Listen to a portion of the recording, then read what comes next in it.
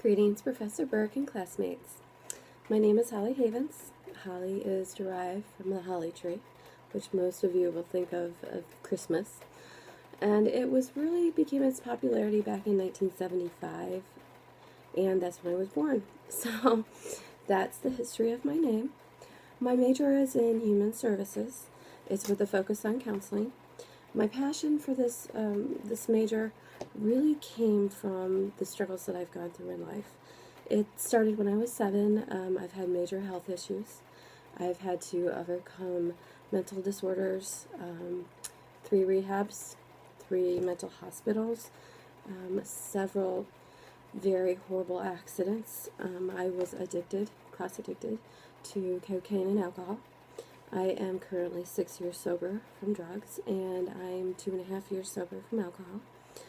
And my passion and goals will be to just try to reach out to others that are like me. When I was in rehabs, the only ones that we would listen to were the counselors that were in recovery themselves. Everyone else we could kind of run over. So that's the basic of why I'm going into human services.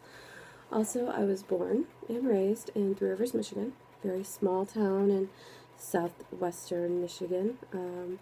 It's at the very bottom of the mitten. My cultural background is actually German, Irish, English, which I've never had any kind of really, bringing up or an understanding of my descent. But I am, of course, a young woman that has been born and raised in America. So I go with the traditional. I was brought up in the church, so Christmas, Thanksgiving, holidays, the traditional American holidays is what I would consider, something that I would follow. My father was a quarter horse trainer. I grew up and I could ride by the age of 2. My mother always jokes that I could ride before I could walk. And so I was always in the performance arena. I also did a lot in school. I was always the cheerleader in band.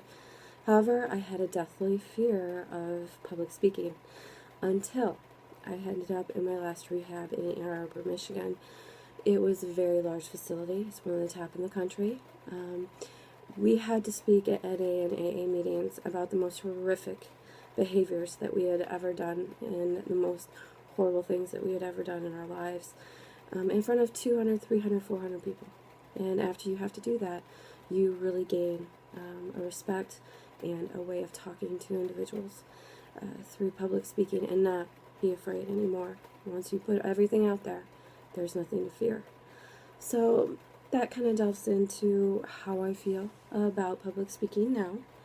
And I also, I'm running a nonprofit organization for Assistance for Our County.